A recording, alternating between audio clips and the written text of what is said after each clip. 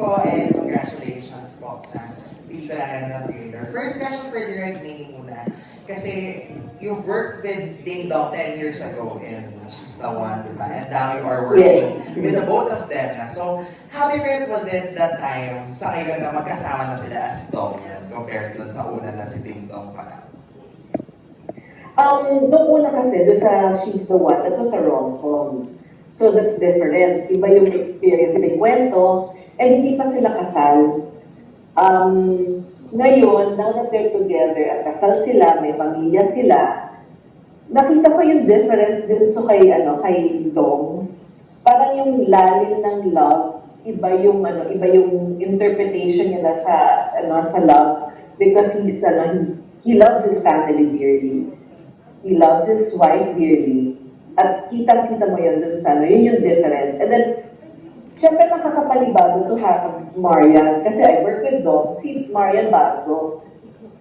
So, totoo nakaka-starstruck. Kasi di ba parang napapanood ko lang naman siya sa Seven. I never thought I would direct Marian Rivera, ever. I mean, the King and Queen ng GMA, makakatrabaho. Parang it's so surreal. And then, parang together, parang dun sa set, nakakagulat kasi parang they're so down to earth, sobrang humble, sobrang professional. Iba, parang and then nakikita mo yung dynamics nila as a couple, parang sobrang sweet, sobrang nagbibigayan, at parang I really admire their relationship, their dynamics, and I'm just so fortunate that I was given this opportunity, this chance to work with the two of them.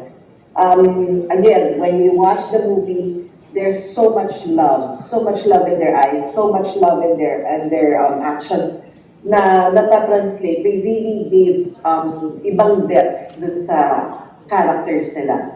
Alright, thank you, Direct May. And then next question for Marian, kasi ikaw yung mas matagal na before nag-start cinema 10 years ago, but si Ding Dong mas madalas. So, this time, paano kanya parang in-orient ulit or winelcome ulit sa culture ng Star Cinema? Kasi syempre mas often yung pagtatrabaho niya with them. Alam mo, bago mag-start, isa lang sinabi niya sa akin. Sabi niya, I'm very excited for you. So the mere fact na sinabi niya yun, alam niyang mag-e-enjoy ako at sure siya na aalagaan ako ng Star Cinema. Then you mentioned earlier no, that this was your dream movie nung napanood mo yung trailer yung reactions. Parang how did Star Cinema make that happen lang through Rima? Ano yung naging experience? Actually, parang ang hirap elaborate lahat. Sa script pa lang, sabi ko na, wow, thankful na ako. Kasama kong cast, actually, yun yung isa sa maganda sa amin kasi super bonding din kami dito. Parang, yes, nagtatrabaho kami, pero I'm looking forward na every time na papasok ako sa shoot, na makikita ko tong cast na to, ang saya-saya, the Truffle Girls! Hey, Truffle Girls! Yeah. So, nagkaroon ng bonding. Sabi ko nga, yun na lang palagi kong goal eh. Every time nagagawa ko ng isang proyekto, gusto ko nagiging kapamilya ko sila. At nangyari yan dito. And then, sabi ko, bonus pa with Direct May. Tapos kasama ko pa si Dong. Sabi ko, sobrang lubos-lubos biyaya talaga na ipinagkaloob talaga to sa akin. So I'm very blessed. Napaka-thankful ko na ma-experience lahat to. At sabi ko nga, sa kinukwento ni Dong sa akin, sa mga experience niya, sabi ko, Dad, at least ngayon, alam ko na ang pakiramdam.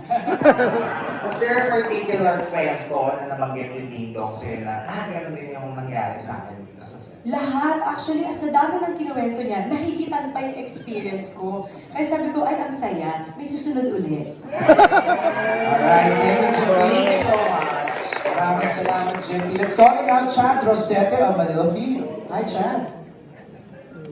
Basahin ko, okay.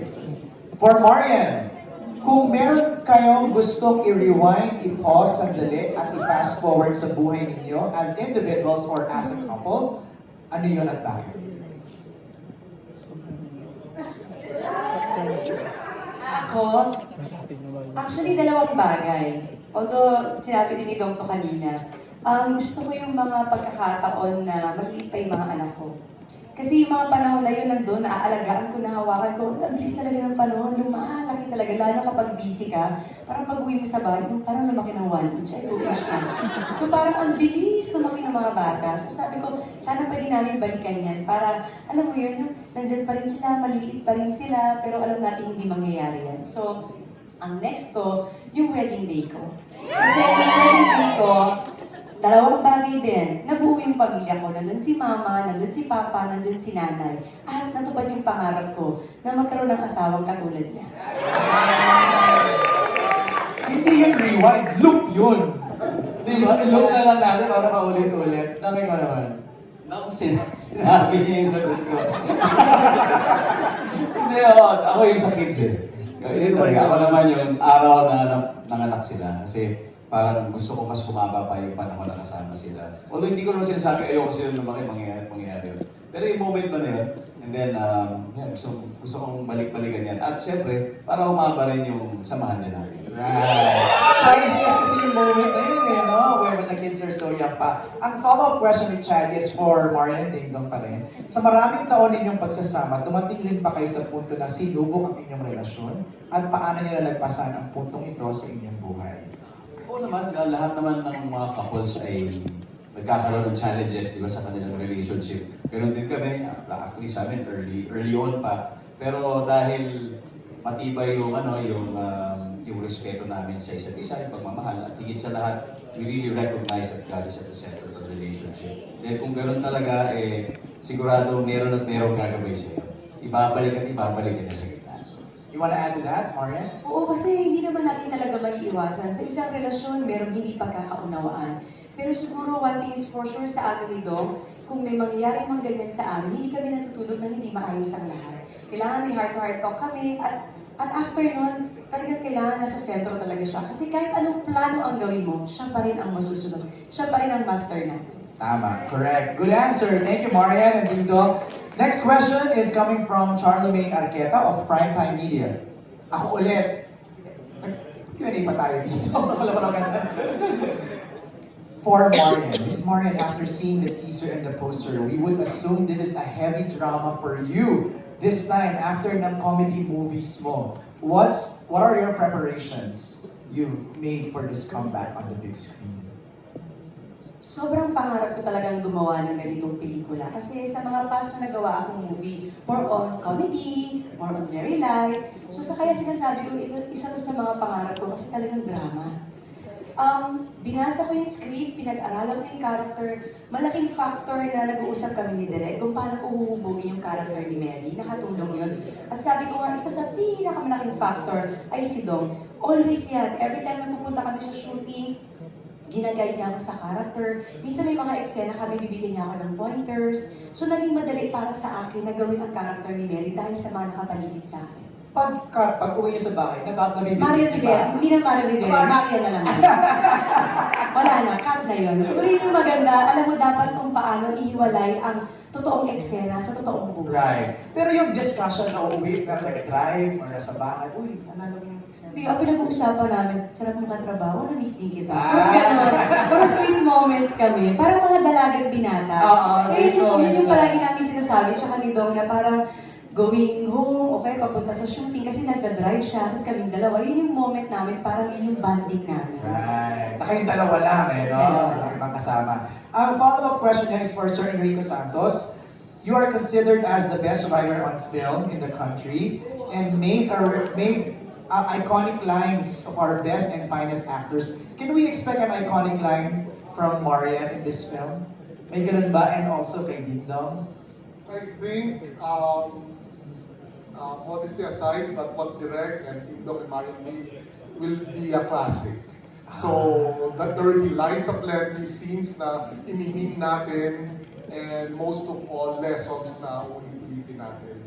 Baka paparoon pa natin sa anak natin. Yes, Ito ay timeless, no? Na there will be an Sir Enrico. abundance of memorable moments in the film. Yes. Alright.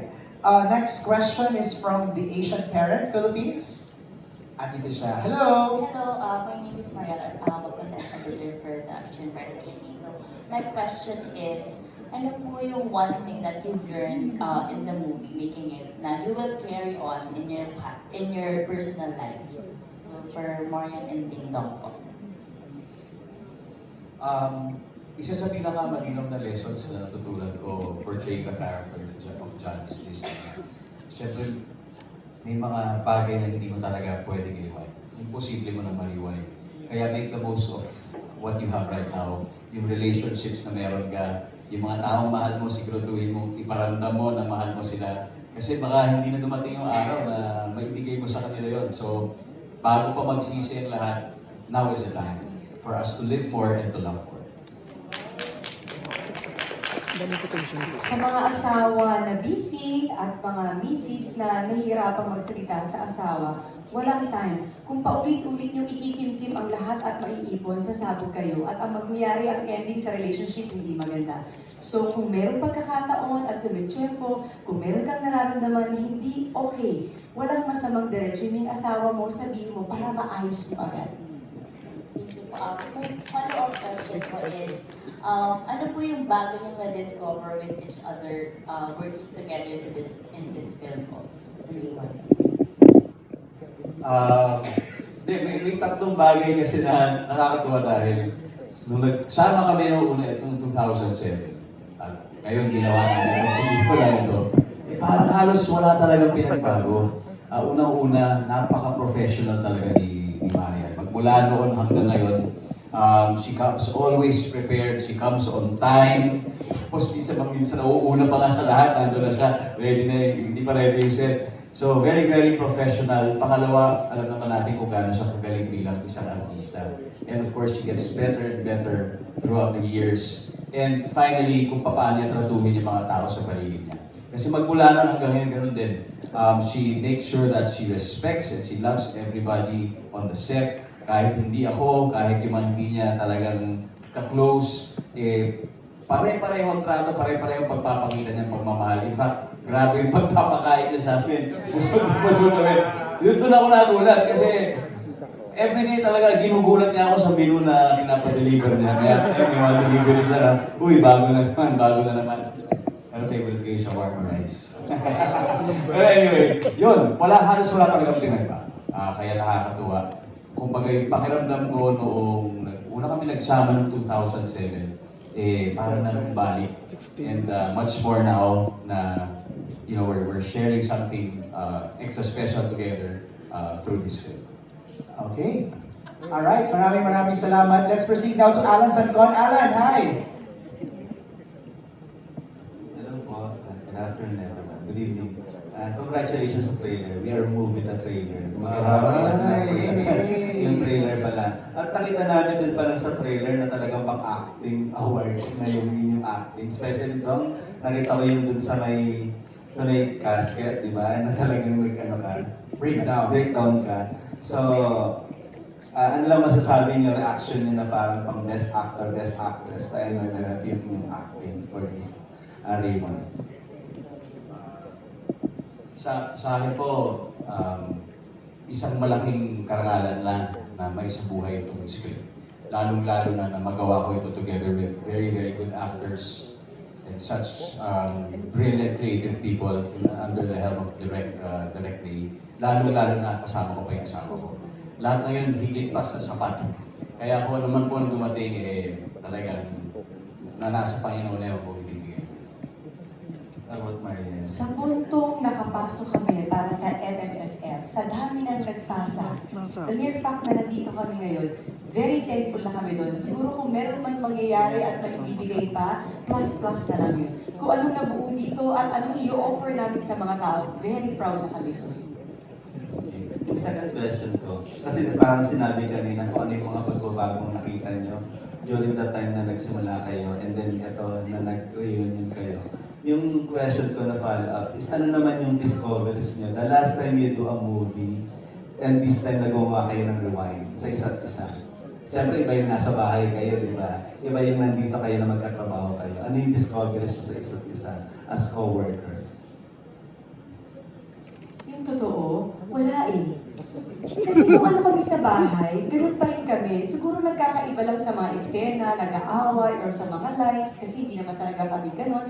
Pero kung paano kami sa pelikula o sa trabaho na ganun kami, hanggang sa bahay ganun din kami dalawa. Siguro malaking factor din na naging leading ko siya way back Marimar, tapos nakapagtrabaho kami. Nung pandemic, marami kami ginagawang mga sarili namin mga videos for the endorsement. So alam na namin kung paano magtrabaho yung isa't isa at alam na namin kung paano mag-a-adjust sa isa't isa. And one thing for sure, magkasundo talaga kami sa lahat ng bagay. Alright. Same. So congratulations for sure. Aabangan to at maraming iiyak with this rewind. Thank you, congratulations everyone. Thank you. Thank you, Alan. Let's call in now Carlos Aragon of Kapamilya Universe. Hello po. First, congratulations po sa inyong dalawa. And for my question po to Marian and Tingdong po, what strong decision or bad event in your life would you like to rewind and fix it? So kasi kanina parang mga happy moments that you want to see again eh. Ito naman ang tanong niya is a bad decision or a wrong decision or a bad event in your life. Natawa si Marian. Sandali, pag-iisipan ko na namin yan. Bibila ako ng bad decisions. Tapos pipili ko yung ano yung pwede ko siya. Grabe yun eh. Nag-i-edit ka ha? Hindi ko nag-i-edit. Hindi, kasi nag-iisip ko, ano nga ba yun?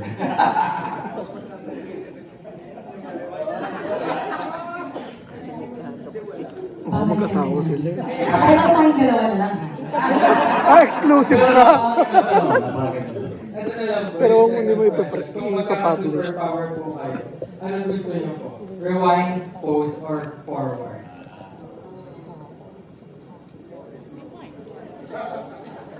Ewan Forward. ko sa'yo, Joros. Kung model daw kayo, pause.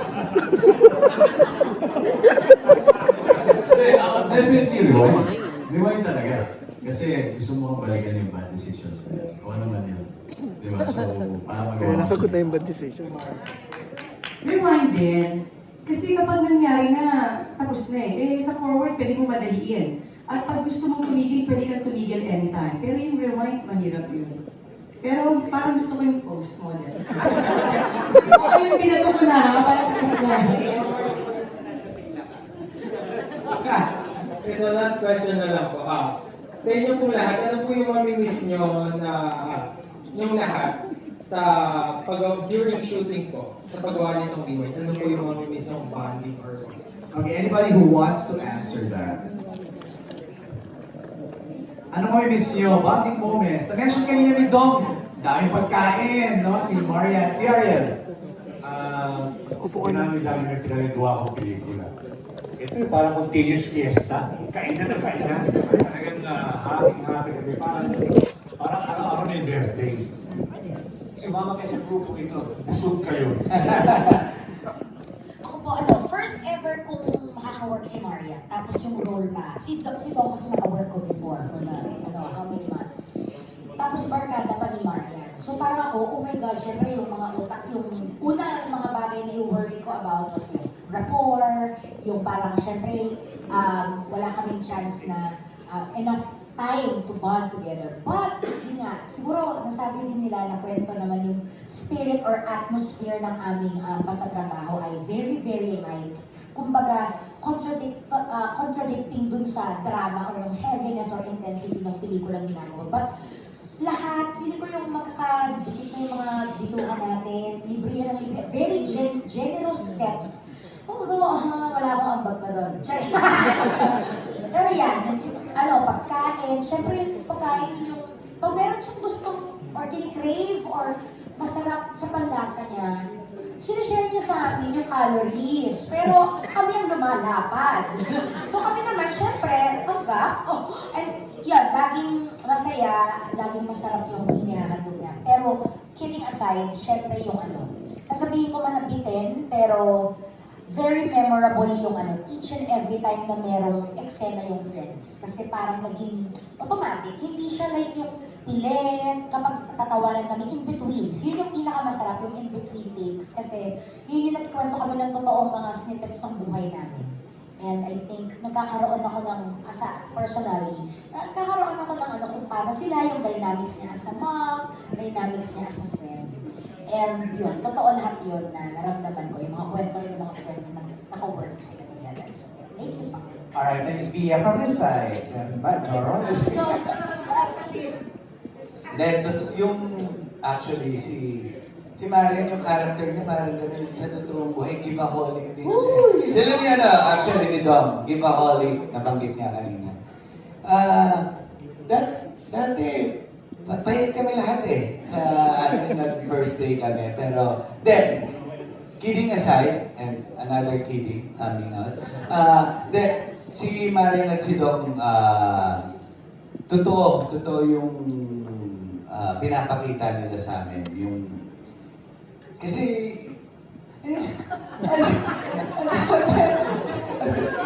ang dami tumatakot sa isip. Tuwa ka naman. Kung ano yung nakikita nyo sa amin ngayon, ganito rin kami sa set. Nagre-reflect din kasi sa trabaho mo kung paano kayo off-cam eh. Kumbaga nakakatulong yun. So, ayun, ikaw may sabihin nga. Sige si Jordan. Jordan, ano bang hindi mo makakalimutan sa set? Lagi po yung binibigay na sweet si Tita Maria. Oh. Parang malapad na po ako dati, pero gusto ko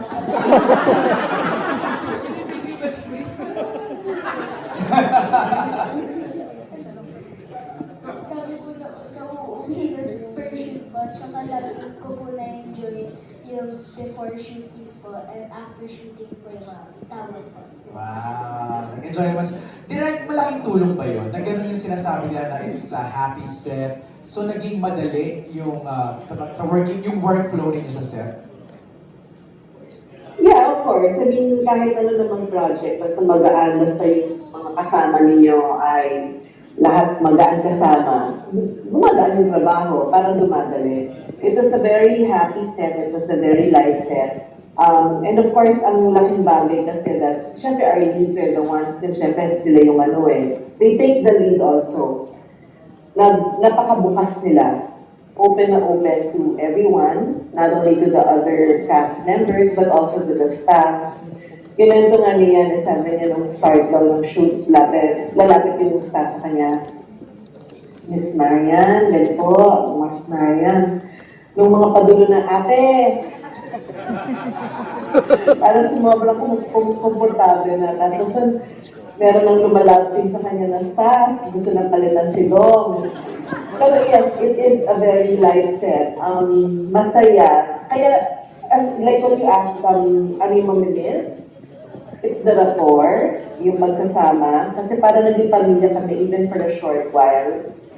At of course, ang calories, my belly, Mrs. Yan, my double chin, Mrs. Yan, sa pagpapakain niya. As in, I think I lost 2 pounds already dahil hindi na kami nag-shoot. But syempre yun, the company, that's one thing, the experience of creating this film together, yun yung what I miss about the project. Alright, thank you, Direct May. Let's move now to Christian.